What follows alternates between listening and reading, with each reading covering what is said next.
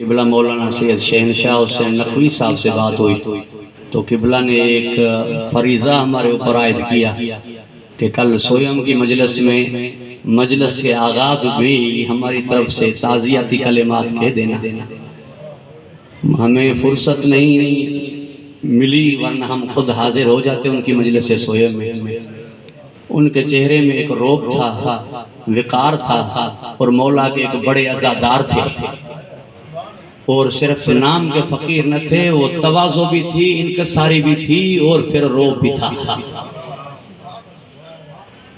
ابھی تک آپ کی خدمت میں جو بیان ہوا میں نے سنا، اور مجھ سے پہلے بھی بیان شاید مدحت ہوتی رہی ہوگی، یا جو آ رہے ہیں سارے کہہ رہے ہیں کہ بھئی فقیر رحمان کسے کہتے تھے؟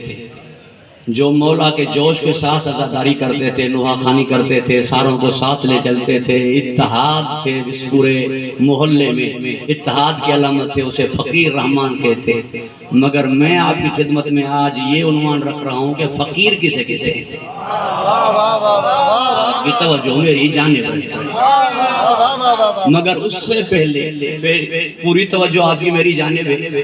یہ کیا تھا؟ ایک جو تنظیم تھی، انجمن تھی، حسینی فقرہ، جی حسینی الفقرہ کے سالات، حسینی الفقرہ۔ عجیب ہے جو میں نے آپ کے سامنے آیت پڑھی ہے، دسترخوان بچھا ہوا تھا، فقیر ادھر ادھر کا کھانا لے کر ساتھ جمع ہو کر کھا رہے تھے، ادھر سے گزرے میرے مولا حسین۔ دسترخوان سے اٹھنا چاہے بڑا آ جائے بے ادبی ہے۔ دسترخوان میں جب رزق لگ جائے اٹھنا یہ خلاف ادب ہے، چاہے آنے والا بڑا ہی کیوں نہ ہو۔ مگر فقیر جانتے تھے کہ یہ جو آیا ہے اس کے صدقے میں یہ سب کچھ مل رہا ہے۔ کیونکہ سب کچھ حجت خدا کے تو فعل ملتا ہے۔ وہ فقراء کھڑے ہو گئے، جیسے کھڑے ہو گئے تو میرے مولا حسین گھوڑے سے اترے، میرے مولا ان فقراء کے ساتھ بیٹھ گئے۔ توجہ ہے صاحب، فقراء کہنے لگے مولا ہم نے ادھر ادھر سے لے کر اکٹھا کیا ہے اور اکٹھے ہو کے کھا رہے ہیں، ہمیں معلوم ہے کہ یہ جو ہمارے پاس ہے یہ صدقہ ہے اور آپ کے اوپر صدقہ حرام ہے، مجبور ہیں کہ ہم آپ کو کھلا نہیں سکتے۔ توجہ ہے صاحب، یہ صدقہ ہے اور صدقہ آپ کے لیے حرام ہے، آپ کو ہم عرض نہیں کر سکتے کہ ہمارے ساتھ آپ تناول فرمائیں۔ سرکار نے فرمایا میں کھا نہیں سکتا مگر بیٹھ تو سکتا ہوں۔ بیٹھ گئے سرکار، ان کے ساتھ پوری توجہ رہے۔ فقیر کہنے لگے سرکار احساس کمتری یہ ہے کہ کاش ہمارے پاس ہوتا اور ہم آپ کی دعوت کرتے۔ فرمایا کل میرے پاس آ جانا، جو میری غذا ہے وہ تمہارے حوالے ہوگی اور تم میں سے ہر ایک مجھے کھلائے۔ پوری توجہ میری جانب رہے جہاں میں بات کو لے جانا جا رہا ہوں۔ تم میں سے ہر ایک مجھے کھلائے۔ اب جو فقیروں نے لقمے اٹھا کے جانب مولا حسین بڑھائے، اس منہ کی طرف ہاتھ بڑھائے جس منہ کو محمد بوسے دیتا تھا۔ فقیروں کے ہاتھ کانپنے لگے، بدن میں لرزہ طاری ہونے لگا۔ سرکار نے فرمایا یا ایھا الناس انتم الفقراء الی اللہ، اے سارے انسانوں سنو، تم فقیر ہو اللہ کی طرف۔ توجہ ہے صاحبان، تم سارے فقیر ہو اللہ کی طرف۔ واللہ هو الغنی الحمید، بس وہ غنی ہے، بس وہ غنی ہے، باقی سارے اس کی بارگاہ میں مانگنے والے ہو۔